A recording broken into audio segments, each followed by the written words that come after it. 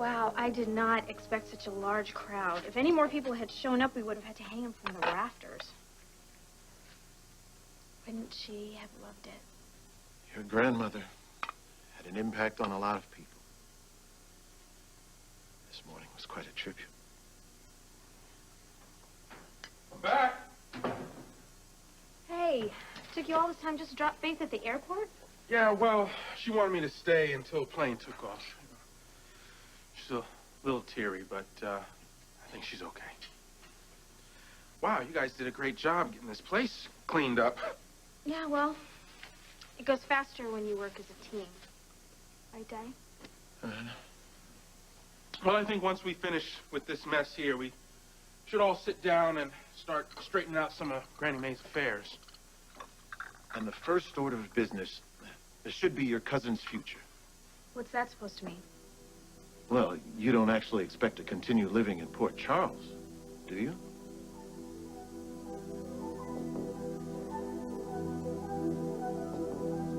I don't believe this. Of course I intend to stay in Port Charles. Where else would I go? Home, with me. Why would I do that? Because we had an agreement. You promised to stay here under your grandmother's watchful eye and focus on your studies. And that's exactly what I've done. I have been completely responsible at work and at school. That's correct, because you had adult supervision. Adult supervision? Daddy, I am 21 years old. I don't have to remind you that at my age, Grandma was a widow, remarried, and a mother. That has nothing to do with you. It's got everything to do with me. I am old enough to make my own decisions. There is no way I'm going to leave Jason no matter what you say.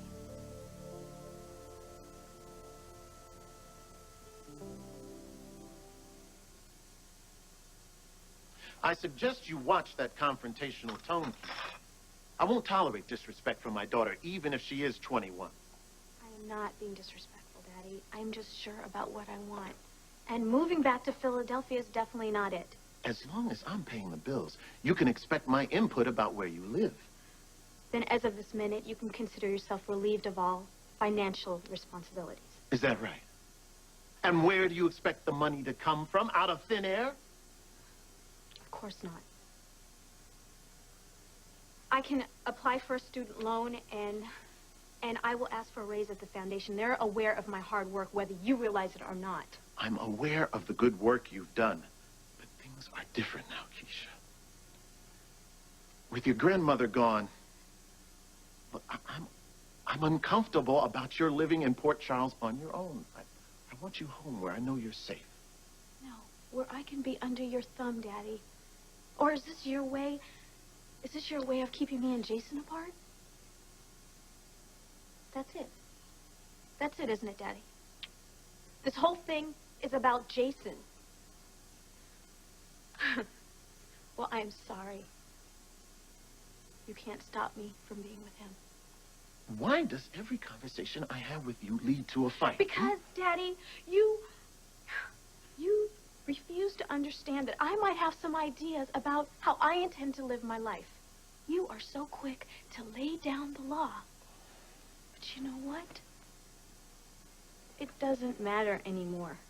Things are going to be very different from now on. Boy. The two of you can't be in a room for 5 minutes, can you? My father doesn't think I can survive in Port Charles on my own.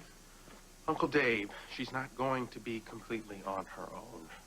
Simone and I aren't going anywhere. We've kept an eye on her up to this point, and I don't see any reason that that's going to change.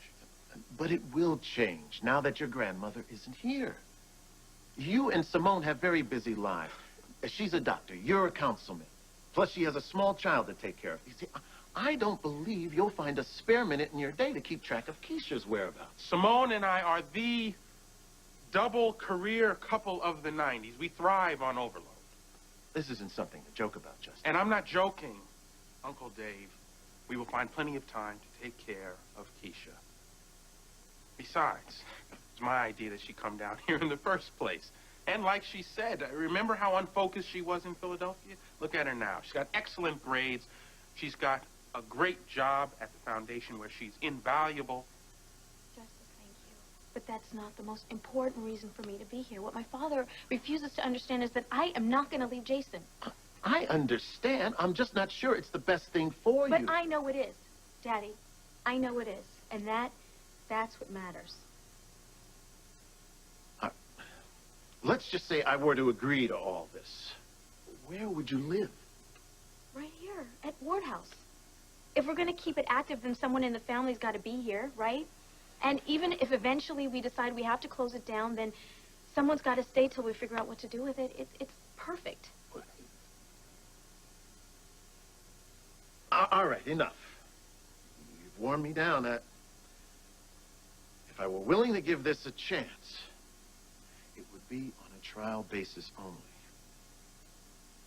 Please, don't make me regret this. See, Daddy, we actually came to an agreement, and we barely raised our voices. Come here. Thank you. You're welcome.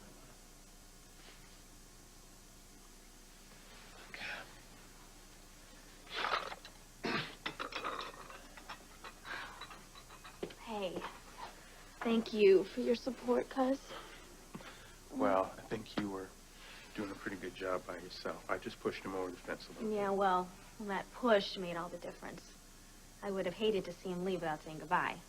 Well, I'm glad that it all worked out. This is where you belong.